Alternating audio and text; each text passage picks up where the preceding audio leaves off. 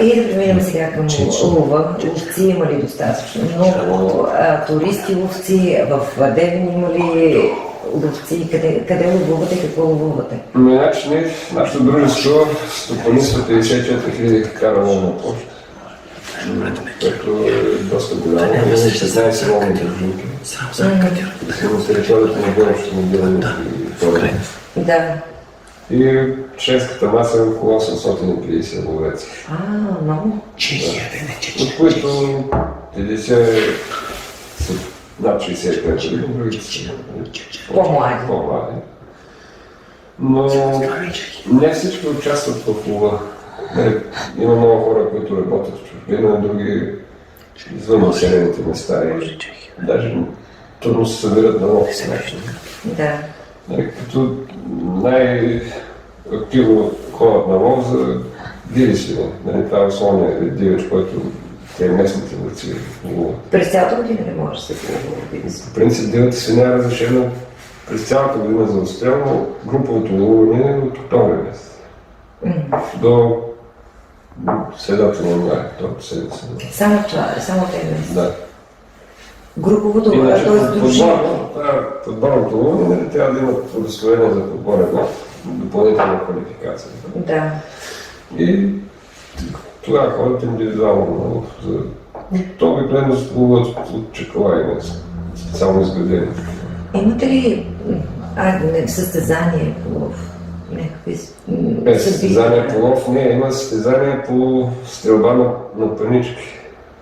Да, има ловно стрелбище нашето. Да. И всяка година между дружинките да организираме такива състезания с ловно гладкоцевни пушки, но не всички участват. Обикновено 9-10 дружинки участват с отбори. Ще имат ли чужденци или туристи тук да ловуват, само да ловуват?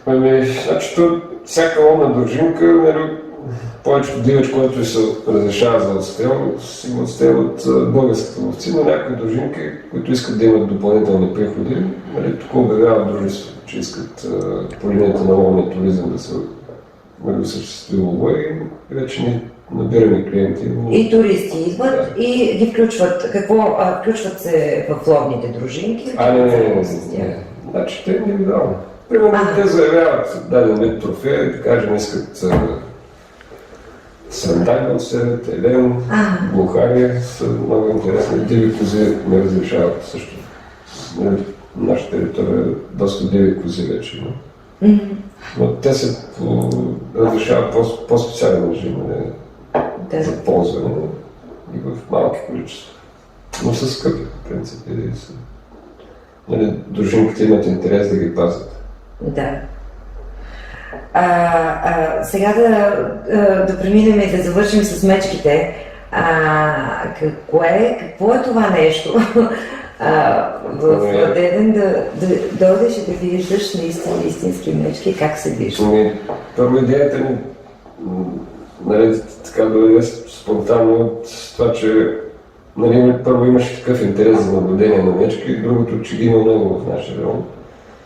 И за да не ги отстрелват ловците, да се избегне този конфликт между човек и мечка, решихме да изградим едни укрити и бяхме финансирани по една програма през 2004 година. И сега някои от дружинките си изградиха и те такива укрити. Видяха, че това е доходоносно. Особено лятно време, когато има много туристи. За други неща. Туризъм, като се предлага и това наблюдение. Да. Има интерес. Има укритие, което всъщност оттам може да се наблюдават мечките. Да, точно така. Как всъщност става? Туристите? Първо укритието, те са едни тип землянки, направени под земята и затрупани с пръст, само се вижда прозореца. И дохранваме. До колко близо идва мечката? До 30 метра. 30-40 метра. И може да се снима. Да. Колко излезе на светло. Да. Всъщност идва тук клиента, и казва, искам да наблюдавам мечки. Вие казвате, моментът е подходящ. Има си такива водачи, които едното най-доброто укритие е в Ядовин.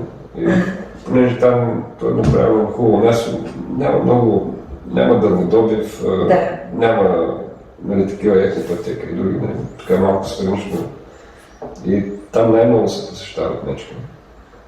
Кога? И другите са тук в района на Девин и примерно клиентите дадат заявка, ако имаме свободни открити и насрочваме дати, по-скоро предварително си дават заявки. Колко време горе-долу се стои и се чака да излезе? Различно, някой път мечките излизат по светло, друг път в тъмната част на деня. Рядко има клиенти, които искат цяла нощ да остават в укритието, особено чужденците даже преспиват вътре. Има ли някаква опасност за тях? Ние не спрейваме такива специално. Да бягат мечките? Американските се загризат. Не сме ги пробвали още. Това се налага, когато видите, че мечката се приближава. Да. И този спрей действа до 9 метра, нали трябва да изчакате. На 9 метра от мечка и вече съм... Но сега мечките, като усетят човека и гледа. Не смеяме такива. Иначе по колко време горе-долу през деня, когато искат да дойдат, колко време горе-долу чакат? Ние тръгваме около 5 часа.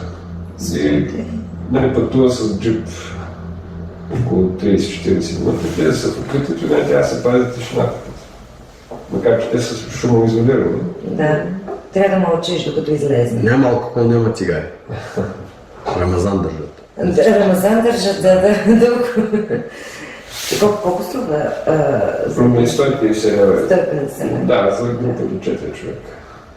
150 на човек? 150 общо. 150 за поне на този етап е така цена. Да, чудесно. И освен вече се виждат и други животни. Сърни и пасети най-вече. Да. Ама ти заради мечката не можеш да излезнеш, иначе заради сърната не можеш да излезнеш.